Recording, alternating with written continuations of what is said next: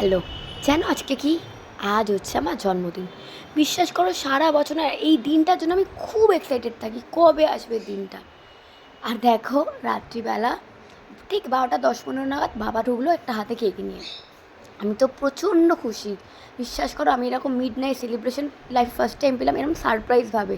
এতদিন নিজের birthday cake নিজেই কিনতে যেতাম, আর দেখো সাথে কত সুন্দর সুন্দর গিফট দিয়েছে, সব সুগার প্রোডাক্ট। আর আমি সুগারের মেকআপগুলো না খুব ভালোবাসি। আমি মেকআপ জিনিসটাই খুব ভালোবাসি, বিশ্বাস করো।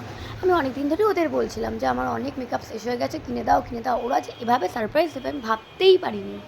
কী মজা দেখো আমার। আর দেখো বার্থডের দিন সকালবেলা আমার এক্সাম পেছন ছাড়েনি। এক্সাম দিতে গেছি আমি আর শ্রেয়া মিলে, ক্লাসিকে বসে বসে গল্প করছি। আর এই দেখো, দেখেছো আমার হাতে কাটাটা? এটা আমার টোটো থেকে পড়ে গিয়ে কেটে গেছিলো, মানে টোটো থেকে নামতে গিয়ে কেটে গেছিলো। আর বার্থডে দিন আমার হবেই এরকম কিছু না কিছু, আমি তাই নিয়েই হাসাহাসি করছিলাম। আরে দেখো এটা হচ্ছে আমাদের সায়েন্স বিল্ডিং থেকে আমি আর্টস বিল্ডিং যাচ্ছিলাম। জানো আমাদের সায়েন্স বিল্ডিংটাকে এ বাড়ি বলে, আর আর্টস বিল্ডিংটাকে ও বাড়ি বলে। তাই এ বাড়ি থেকে ও বাড়িতে গিয়ে আমি পাউরুটি আর ঘুগনি খাচ্ছিলাম, আর বিকেলবেলা মামু এলো, হাতে কেক নিল।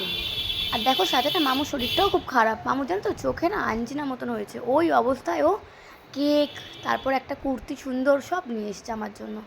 কুর্তিটা দেখালাম না, কেকটাই দেখো কি সুন্দর। আমি কেক কাটছি, এ দেখো মামুর চোখে দেখো কত আঞ্জিনে হয়েছে, খুব কষ্ট হচ্ছে ওর বেচারার। এ দেখো হামিকে দেখো, ওর মুখ থেকে কেকটা খেয়ে নেবে এবার। মা ওইদিকে কেক খাচ্ছে, বাবাকে ওদিকে খাইয়ে দিয়েছিলাম। আর এই দেখো বিকেলবেলা আমার বন্ধুদের কাছে গেছিলাম, ওরা একটা কেক কাটিয়েছে আমাকে। খুব মজা করেছি আমি এই দিনটা, বিশ্বাস করো 3খানা কেক। কি মজার, আমি কেক খেতে খুব ভালোবাসি।